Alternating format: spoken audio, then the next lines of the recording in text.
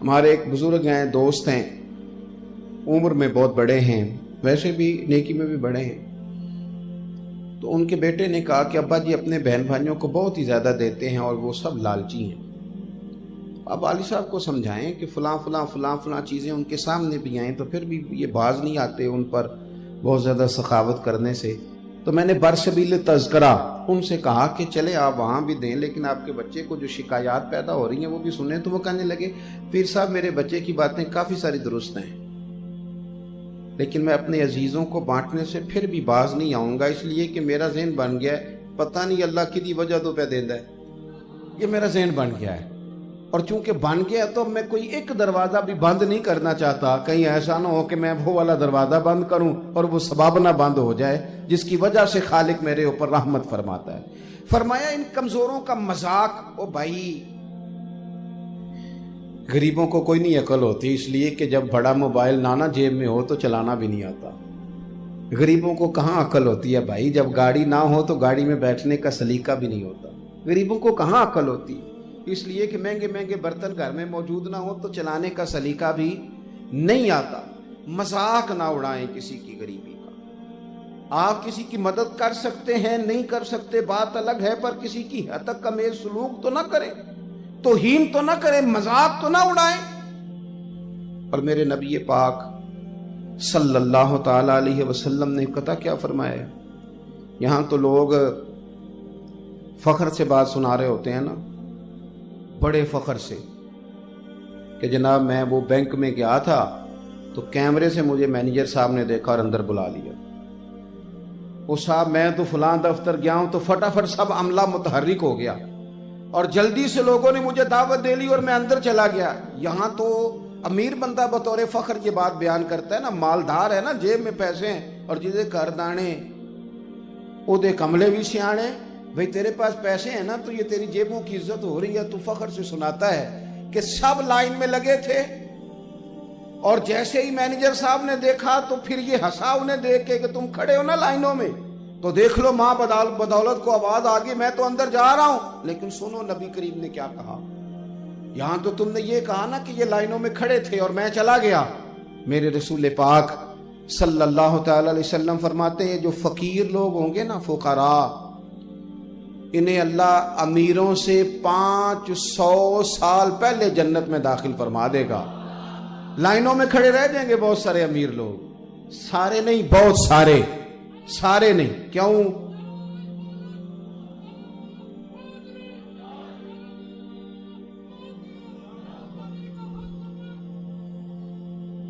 تو میرے عزیز یہ یاد رکھیں گے آپ کہ سارے نہیں، بہت سارے. اس لیے کہ کچھ دولت مند ایسے بھی ہوں گے جو بڑی جلد جنت میں جائیں گے، جیسا کہ حضرت عثمان غنی، جیسا کہ حضرت عبد الرحمن ابن عوف، اور وہ بھی ہوں گے جو جنتیوں کے امام بنیں گے، جیسا کہ سیدنا ابو بکر صدیق رضی اللہ تعالی عنہ.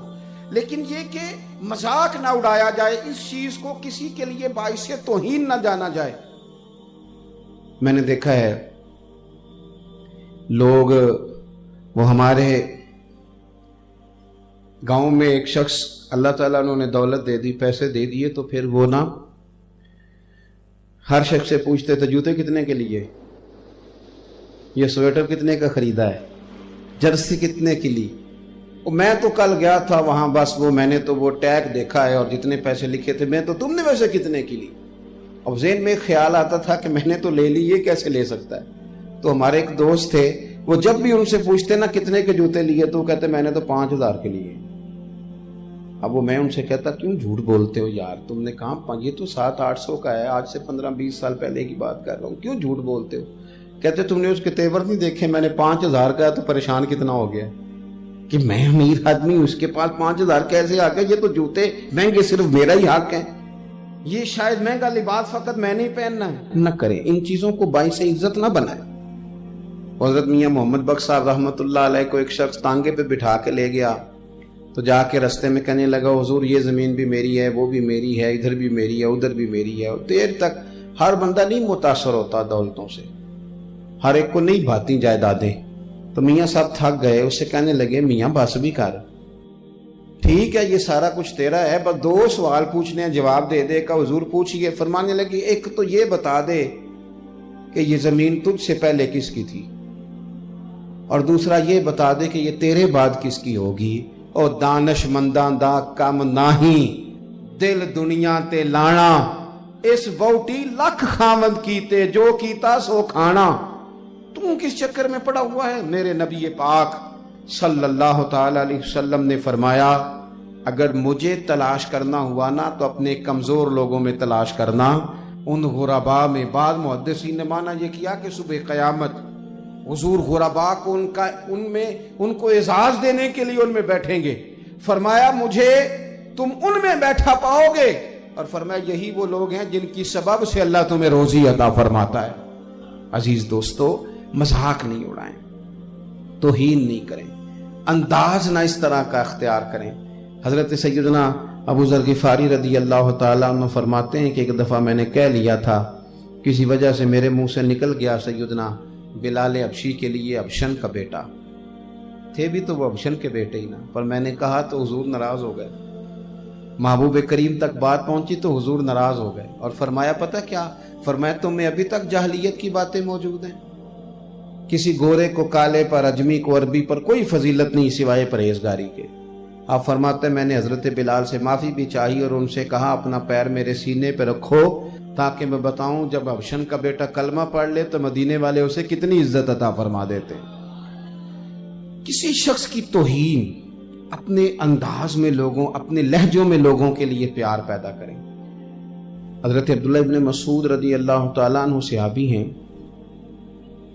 اور اتنے خوبصورت صحابی ہیں کہ نبی پاک صلی اللہ علیہ وسلم نے فرمایا کہ عبداللہ ابن مسعود اسی طرح قرآن پاک پڑھتے ہیں جس طرح میرے اوپر نازل ہوا تھا۔ حضور نے فرمایا ان سے قرآن سیکھا کرو، اور جناب علی المرتضیٰ شیر خدا رضی اللہ تعالیٰ عنہ فرمایا کرتے تھے کہ عبداللہ ابن مسعود رضی اللہ تعالیٰ عنہ کا قرآن مجید ایسا ہے جو دل کو لبھاتا ہے، مزہ آتا ہے ان سے تلاوت سننے کا۔ پتہ کیا فرمایا کرتے تھے؟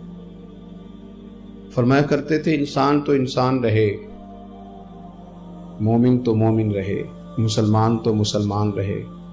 فرمایا کرتے تھے میں نے تو کبھی کسی کتے کا بھی مذاق نہیں اڑایا، اس بات سے بھی ڈرتا ہوں کہ کہیں مالک اس کی بھی سزا نہ دے۔ ہمارے اسٹیجوں پر میں نے یہ حال دیکھا ہے کہ مقدس ہستیوں کا مذاق معاذ اللہ، لہجہ اس طرح کا، انداز اس طرح کا، وہ بات کر رہے ہیں حضور کی اولاد کی، اصحاب کی، اور کسی ایک جگہ چھپ کے وہ دوسرے کے بارے میں اس طرح کا لہجہ اختیار کر رہے ہیں، اس طرح کی زبان اولیاء اللہ کے بارے میں استعمال کر رہے ہیں جو بازاری ہوتی ہے، جو عام شرفاء بھی استعمال نہیں کرتے، وہ لوگ بڑے لوگوں کے بارے میں استعمال کر رہے ہیں۔ اور جب وہ مذاق اڑاتے ہیں اور جب وہ اللہ کے نیک بندوں کے بارے میں لہجے کے اندر بے ادبی پیدا کرتے ہیں تو بجائے ان کو سمجھایا جائے لوگ اس کا بھی لطف لیتے ہیں، کہتے ہیں آج تو مزہ آ گیا، آج تو کمال کر دی، آج تو کیا نقطہ بیان کیا۔ اور خدا کے بندو، اسلام تو سنجیدہ لوگوں کا دین ہے، یہ تو خوبصورتیاں بیان کرتا ہے، اور آپ کسی شخص کا کسی انداز میں بھی، حتیٰ کہ دین نے آر دلانے سے بھی منع کیا، آر بھی نہیں دلائیں گے آپ، نہ کسی کو آر دلائیں گے کہ تو فلاں خاندان سے، نہ اس بات کی اجازت ہے کہ آپ یہ آر دلائیں کہ تو فلاں نے پہلے فلانا گناہ کرتا تھا، اب ہم تجھے نیک کیسے مان جائیں، تو فلاں ہوتا تھا۔ آر دلانے کو ناپسند کیا۔ ہمارے ہاں ایک آدمی کو 20 سال ہو گئے غلطی چھوڑے، 15 سال ہو گئے توبہ کیے، سالوں بیت گئے، اب وہ اللہ اللہ کرتا ہے، وقت پہ مسجد آتا ہے۔